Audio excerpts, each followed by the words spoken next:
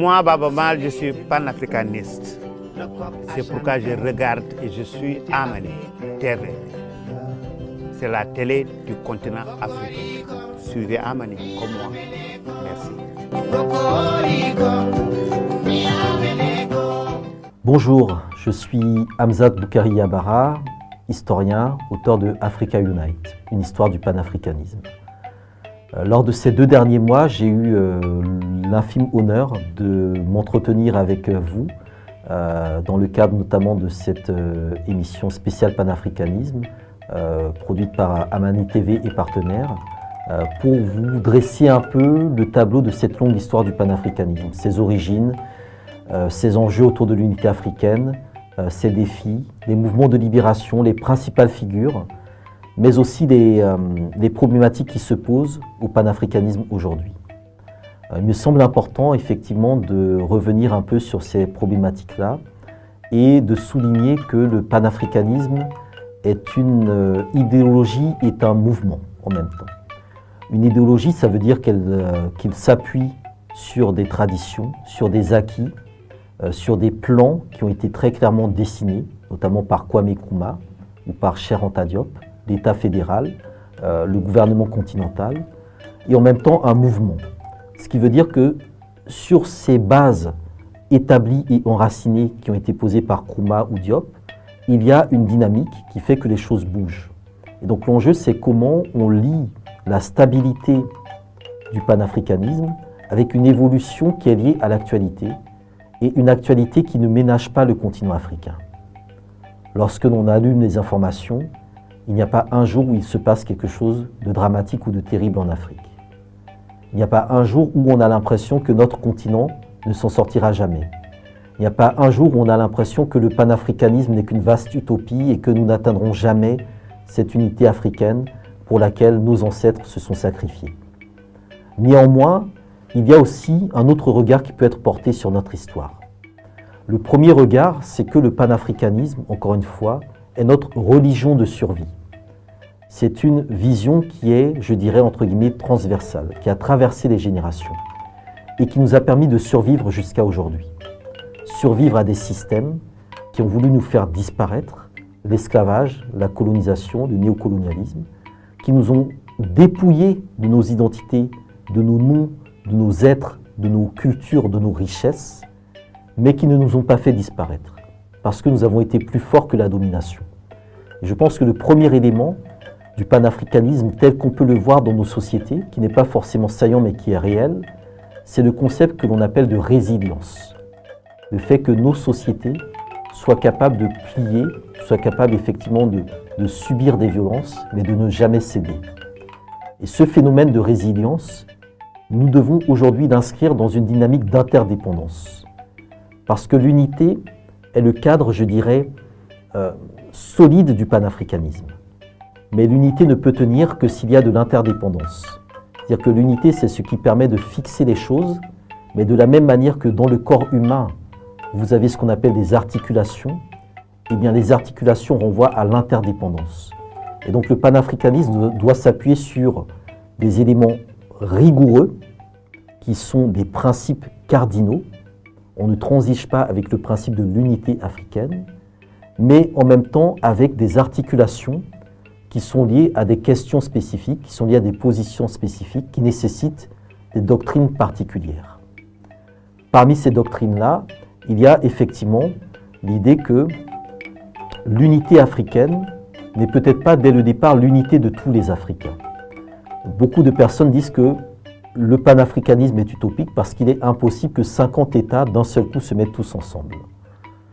Je suis plutôt d'accord avec cette idée qu'il est très difficile sur un claquement de doigts de mettre d'accord 50 pays qui, lorsque la Chine les convoque, lorsque l'Europe les convoque, lorsque les États-Unis les convoquent, lorsque la Turquie les convoque, vont tous se rendre en rang dispersé à la convocation.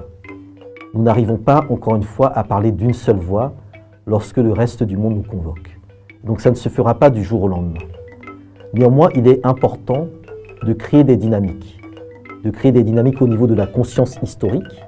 Et donc le fait que les générations actuelles ou les générations futures apprennent la même histoire de l'Afrique, apprennent l'histoire du panafricanisme, est ce qui va créer, ce qui va forger un sentiment d'unité et d'appartenance commune à un même continent. C'est l'histoire, la conscience historique dont Cheikh Anta Diop appelait à une restauration qui va parachever notre destin fédéral et notre destin commun qui est celui du continent africain. On ne peut pas échapper à notre géographie. Aucun État africain ne peut se soustraire de sa continentalité africaine et il faut également inclure les îles, aussi bien Madagascar que le Cap-Vert, que les Comores ou d'autres îles. Interdépendance avec aussi la diaspora, parce que nous avons une diaspora qui est très éduquée, qui est très formée, qui a beaucoup de compétences. Et cette diaspora, si au niveau du continent, nous n'arrivons pas à trouver les moyens de lui parler, nous risquons quelque part de rater une étape qui est la réconciliation entre le continent et sa diaspora. Et donc il y a un travail de va-et-vient à faire entre le continent et la diaspora. Il est nécessaire que dans nos structures, que ce soit étatique, que ce soit sous-régional, que ce soit sous-continental ou continental, il y ait des bureaux panafricains qui prennent en charge notamment les velléités de retour de la diaspora, les investissements de la diaspora, qu'il y ait une priorité diaspora dans les politiques publiques africaines. Parce que c'est de cette manière-là que l'on va reconstituer un tissu social panafricain, mais également un tissu économique panafricain. Et Dieu sait que plus nos intérêts économiques seront entremêlés, moins quelque part nous nous ferons la guerre entre nous. Et plus nous verrons l'intérêt de travailler sur des intérêts communs dans le sens de l'unité africaine. Après, il y a aussi la question des grands ensembles, des questions plus géopolitiques. Donc, plutôt en février, il y avait eu le sommet Union européenne, Union africaine à Bruxelles, qui avait fait beaucoup de débats. Il est important de savoir qu'au lendemain de ce sommet, 4 pays africains, que sont l'Algérie, l'Éthiopie, l'Afrique du Sud et le Nigeria, ont mis en place un G4, qui est un regroupement de puissances africaines, qui estime qu'il est temps de trouver des solutions africaines aux problèmes africains. Une Pax Africana. Et donc au niveau des dirigeants, au niveau des opinions publiques, au niveau des sociétés civiles, il y a la compréhension que nos États doivent repenser leurs mécanismes d'intégration autrement que par les seules communautés économiques régionales et travailler sur des logiques d'intérêt, sur des logiques de convergence géostratégique et également, je pense, sur des logiques de vision globale et de vision à moyen et long terme. Et c'est en cela que nous avons un outil essentiel pour que le panafricanisme se développe au XXIe siècle. Cet outil essentiel, c'est vous. C'est vous qui nous regardez à travers l'écran, qui êtes aujourd'hui plus de 1,2 milliard de personnes sur le continent africain, qui êtes 200 millions dans la diaspora. C'est vous, par votre mobilisation, par votre conscientisation, par votre engagement, par la petite brique que chacun pourra apporter, qui reconstruira cette unité africaine. Mais il faut que chacun d'entre nous en prenne conscience.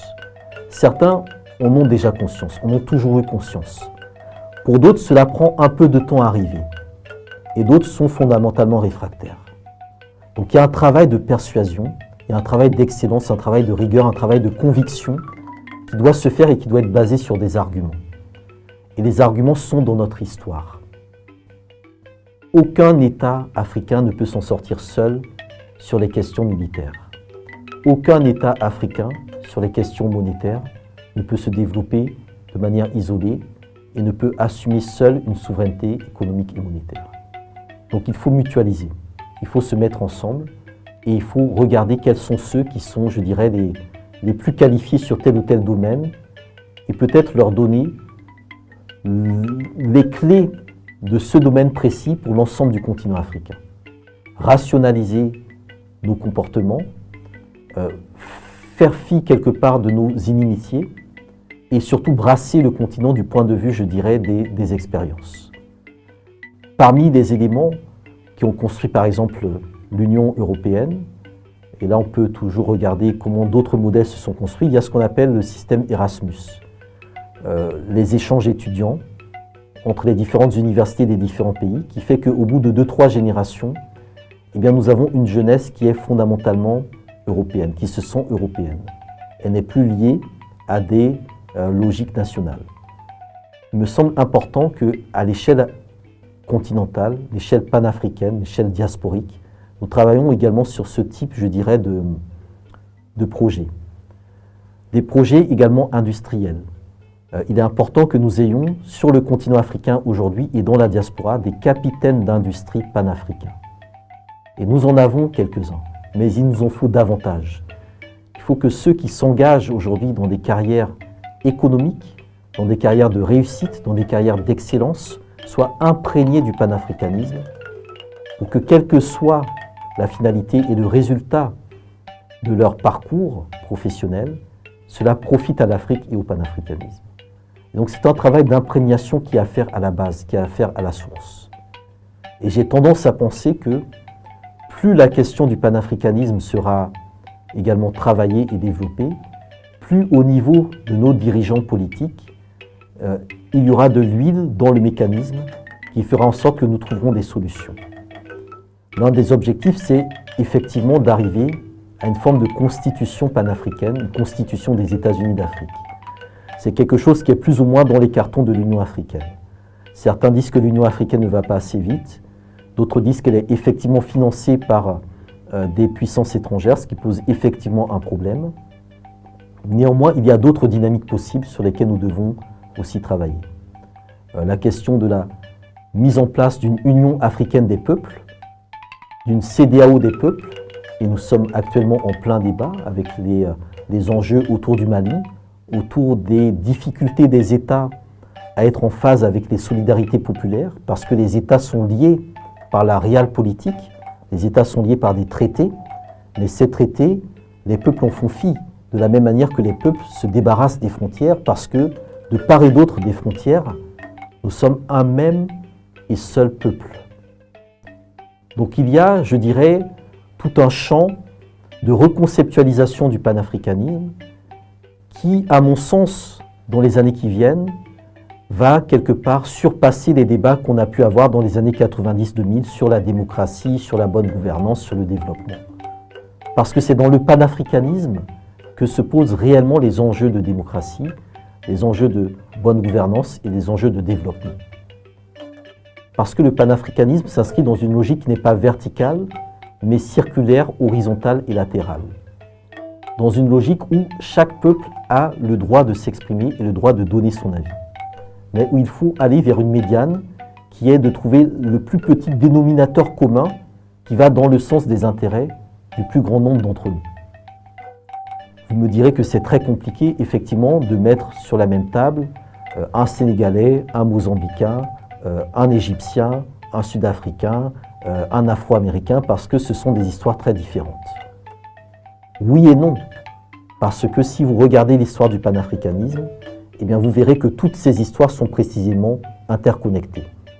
Et c'est pour ça que la question de l'interdépendance, de l'interconnexion, elle est centrale dans le panafricanisme. Et c'est en étant interdépendants et interconnectés que nous arriverons à construire notre propre souveraineté, différente des souverainetés prédatrices qui sont celles des modèles occidentaux ou orientaux d'aujourd'hui. Donc le panafricanisme, dont nous avons pu observer durant 2 mois les évolutions, les avancées, les reculs, les échecs et les victoires, a encore beaucoup de pages d'histoire à écrire. Et il compte réellement sur la mobilisation de chacun d'entre vous. Il compte sur les dynamiques médiatiques, sur les dynamiques institutionnelles, sur les dynamiques populaires, sur toutes les options possibles, puisque Frantz Fanon lui-même le disait, en matière d'unité africaine, il n'y a pas une recette unique. Tous les secteurs sont concernés, qu'il s'agisse de la gastronomie, qui est panafricaine, qu'il s'agisse du sport, qui est un vecteur de panafricanisme, qu'il s'agisse de la science, qui est universelle et panafricaine, qu'il s'agisse des langues, qu'il s'agisse de l'armée. Tous ces éléments-là ont quelque part un apport à amener au panafricanisme, ils peuvent s'imprégner du panafricanisme. Donc l'appel que je peux faire, encore une fois, pour conclure cette série d'émissions spéciales panafricanisme, c'est vraiment de vous inviter toutes et tous à partager le contenu que nous avons produit sur les 2 derniers mois, à le faire découvrir tout autour de vous à celles et ceux qui ne croient plus aujourd'hui en l'Afrique et à leur expliquer qu'il est possible de croire en une Afrique debout, une Afrique unie, une Afrique prospère, une Afrique protectrice des Africains et une Afrique qui assume également son destin historique. Partagez autour de vous, faire connaître autour de vous cette histoire, en être des ambassadeurs, en être des représentants, en être également, je dirais, des traducteurs, puisque l'un des enjeux qui se pose, c'est faire traduire cette histoire auprès de nos populations qui ne s'inscrivent pas dans les langues dites coloniales. Et prendre également au niveau de nos populations des réalités qui sont déjà du panafricanisme en soi. Et de ces échanges, de ces connexions, de ces interconnexions naîtra nécessairement, je dirais, des transformations sociales, des révolutions panafricaines. Ces révolutions se feront, je pense, en partie en silence et parfois avec du bruit. Je pense qu'il est important pour la question du panafricanisme de ne pas trop suivre le bruit et de regarder plutôt ce qui se fait en silence. Il y a cette fameuse expression qui est que on entend le bruit d'un arbre qui tombe, mais on n'entend jamais le bruit de tous les arbres tout autour qui sont en train de pousser. Et je pense que c'est aussi un élément qui permet de garder le cap. Il ne faut pas se laisser distraire. Il ne faut pas tomber dans du divertissement. Il ne faut pas tomber dans de la diversion. Il ne faut pas tomber dans de l'invective. Le panafricanisme ne s'inscrit pas dans une logique d'injure, d'insulte et d'invective. Il s'inscrit dans une logique d'excellence, dans une logique de rigueur, dans une logique d'argument, dans une logique de débat et effectivement dans une logique, je dirais, de rapport de force. Et comme disait Cheikh Anta Diop, toute vérité qui est dite de manière insultante perd justement en valeur. Et donc il est très important aussi que nous soyons les premiers à nous respecter les uns les autres dans nos différences, comme également dans nos ressemblances. Comme disait Kwame Nkrumah, l'enjeu du panafricanisme et l'unité de l'Afrique repose sur la capacité à faire en sorte que les forces qui nous unissent soient toujours plus fortes que celles qui nous divisent. Donc ce sont en tout cas les derniers mots que je souhaitais vraiment partager à vous toutes et tous qui nous avez suivis pendant 2 mois sur Amani TV et partenaires, et vous inviter encore une fois à vous informer, à vous instruire, à vous éduquer et surtout à apporter ce que vous avez à donner à l'histoire du panafricanisme pour que cette histoire ne soit pas celle de quelques personnes entre elles, mais soit l'histoire vraiment de tous les peuples africains réunis autour d'un même enjeu qui est vraiment la liberté, l'unification et le progrès du continent africain. Donc au nom de Amani TV et partenaires, je vous remercie pour le suivi de cette série spéciale donc panafricanisme et je vous souhaite une très bonne continuité. Merci beaucoup.